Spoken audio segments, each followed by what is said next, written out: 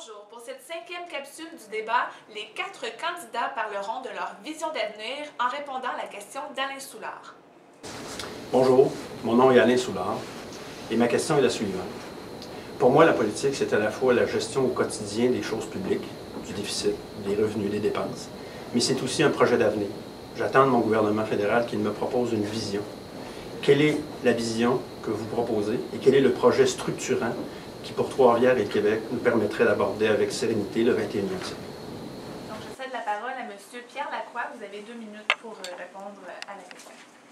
Alors, M. Soulard, pour répondre à votre question, les projets structurants pour Trois-Rivières, tout va découler de l'emploi, la création d'emplois, le maintien des emplois. À partir de là, et vraiment, vous parliez justement de la gestion du jour après jour, de tous les jours. Il faut que les gens absolument aient des sous dans leur poche pour faire des choses, aller aux études, travailler et faire grandir la région de Trois-Rivières au niveau économique. Alors, le projet d'avenir du gouvernement fédéral conservateur est très bien décrit dans le plan d'action économique qu'on a soumis. Et ça va être justement un maintien des emplois, de la création d'emplois, maintien de toutes les structures organisationnelles qui sont déjà existantes, de façon à ce que tous les trifluviens québécois, canadiens, aient de l'argent à tous les jours dans leur poche de plus pour justement créer une vision d'avenir. Et cette vision d'avenir sera construite à partir de tous les événements que nous serons en mesure d'instaurer, de proposer. Et, comme disait M. Mangin tout à l'heure, que je n'ai pas eu le temps de répondre, les actions concrètes seront d'avoir un bon représentant à Ottawa pour justement maintenir tous ces projets d'avenir.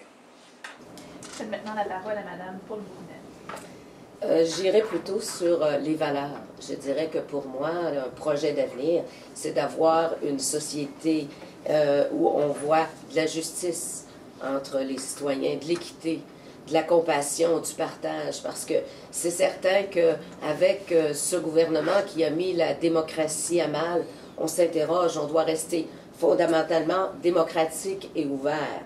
On doit se préoccuper de l'environnement, de l'avenir de nos familles. C'est ça que la population nous réclame. Et c'est certain que dans une philosophie où on aide présentement que les mieux nantis, où on donne des exemptions aux riches pétrolières, on abandonne la population. Et c'est comme si c'était trouvez-vous de l'emploi, créez-vous de l'emploi, si vous n'avez pas les compétences, si vous êtes mal pris dans la vie, on ne part pas tout à égalité dans la vie. Donc il faut que le gouvernement mette les mesures en place pour aider la population. Et je rêve de cette société où on va pouvoir vivre en solidarité d'action, en équité et préserver toutes les personnes qui se trouvent dans cette société. Chacun apporte à sa façon, qu'elle soit dans le domaine culturel, dans le domaine économique, dans le domaine de l'éducation. Elle apporte beaucoup à cette société et il faut s'assurer de pouvoir partager en toute équité.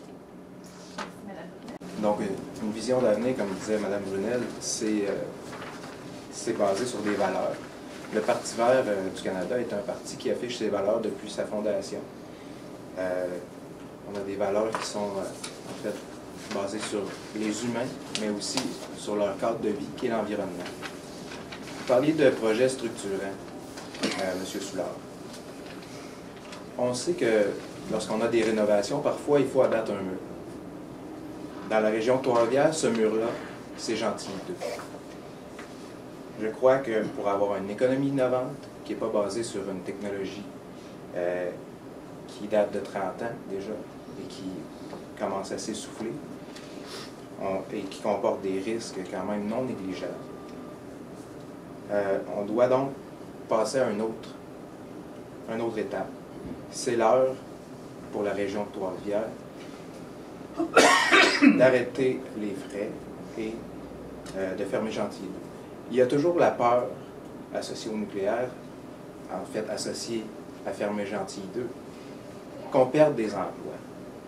Par contre, fermer une centrale nucléaire, ça ne se résume pas à mettre la clé dans la porte.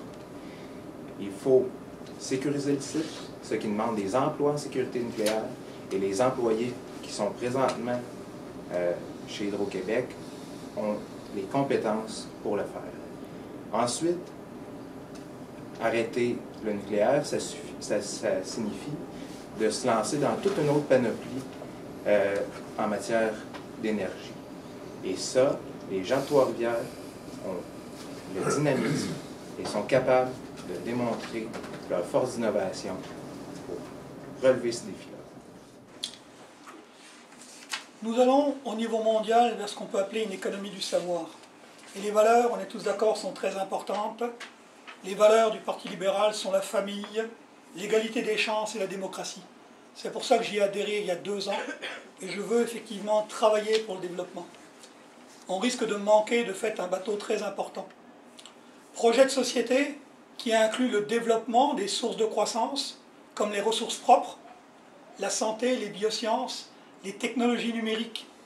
Qu'est-ce qui est proposé? Proposer des fonds de démarrage pour les entrepreneurs. Dieu sait si on en a besoin ici en région, à Trois-Rivières, des crédits d'impôt innovation et productivité. Je rappelle que le Canada est un des derniers en productivité au niveau des pays de l'OCDE. Un guichet d'innovation unique pour remplacer de fait les 1000 ou 100 programmes, soyons précis, existants et qui puissent donner de la formation au niveau de l'administration des affaires, des incubateurs, au niveau des PME, des programmes pour l'embauche des jeunes. Tout ça, c'est proposé dans la plateforme du Parti libéral, qui est un véritable projet de société. Et c'est ça la vision d'avenir, la croissance et les emplois. Merci beaucoup. Merci, M. Mangin. Pour débattre sur cette dernière question du public, c'est Mme Paul Brunel qui a le droit de parole. Donc, vous pouvez poser la question au candidat de votre choix et vous avez en tout 3 minutes. J'aimerais, on parle d'équité, de décisions gouvernementales qui sont faites. J'aimerais m'adresser aux candidats conservateurs. On s'aperçoit que les coûts exorbitants du G8 et du G20, 1,2 milliard, et comparativement à 30 millions, le sommet précédent qui a eu lieu à Londres pour 48 heures, et on trouve ça exorbitant. Pourquoi avez-vous fait ces choix-là? Et on apprenait ces jours-ci qu'en plus, il y a 50 millions, d'après le rapport de la directrice générale, qui auraient servi à financer des projets autres que ceux du sommet pour avantager Tom Prentice, qui était le ministre de l'Industrie. Qu'avez-vous à nous dire? Comment pouvez-vous justifier une gestion aussi farfelue des fonds publics? Madame Brunel, je crois que je ne pourrai pas répondre à votre question pour, entre autres, un point, c'est que le rapport de la vérificatrice générale n'est pas encore sorti. Et il ne sortira pas avant les prochaines élections. Alors, je ne sais pas d'où vous tenez vos chiffres, mais de toute façon, même avec ces chiffres-là que vous mentionnez, qui seront vérifiables lors de la sortie du rapport, ça ne nous a pas empêché, le gouvernement conservateur, d'investir actuellement pour les aînés, pour les entreprises, pour même le financement dans la culture, les festivals, et ainsi de suite. Alors, le G8, le G20, peu importe, les montants seront connus et notre façon d'y avoir participé sera connue exactement lors de la prochaine élection. Alors, ça ne nous empêchera pas et ça ne nous a pas empêché de répondre à nos responsabilités et en finançant tout ce qu'on pouvait financer lorsqu'on avait des demandes et lorsqu'on avait des gens en place, des députés qui pouvaient défendre ces dossiers-là et les amener à Ottawa et revenir avec des sous. Ne me faites pas le petit discours du patronage, on a déjà vu d'autres. Vous savez, au niveau des coûts exorbitants de ce sommet, c'est public. Au niveau de ce qu'il y a eu au niveau du rapport de la vérificatrice générale, ça a coulé dans les médias et c'est là et c'est réel. Avec ce gouvernement qui a cette culture du secret et qui d'ailleurs a été battu sur son éthique, on s'aperçoit là qu'il y a des petites cachettes, il y a du patronage et vous vous en vantez. Et c'est injustifiable et pour moi c'est inacceptable. Les citoyens demandent plus que ça de leurs élus. Ils demandent l'honnêteté, de l'intégrité, monsieur. Est-ce que j'ai le droit de réponse? Encore 30 secondes. En 6 ans, 9 mois et 16 jours, Mme Brunel, qu'est-ce que vous avez amené à Trois-Rivières? En 6 ans, 9 mois et 16 jours, Mme Brunel, qu'est-ce que vous avez amené à Trois-Rivières? Un montant d'argent, peu importe lequel. C'est ça que les Trifluviens veulent savoir de vous. Dans votre mandat qu'ils vous ont donné depuis 6 ans, 9 mois et 16 jours, quelles ont été vos implications qui ont fait que Trois-Rivières a vraiment eu un gain avec votre présence? 5-10 secondes. On a fait un survol rapide au niveau, par exemple, du projet Chantier Canada. Dans les projets d'infrastructure qui ont été priorisés par le gouvernement du Québec, il y a eu 21 millions dans le comté de Trois-Rivières, autant que partout ailleurs. Il y a eu 8 millions en subventions qui provenaient du gouvernement fédéral, qui ont été reçus par l'UQTR. Le cégep de Trois-Rivières en a reçu.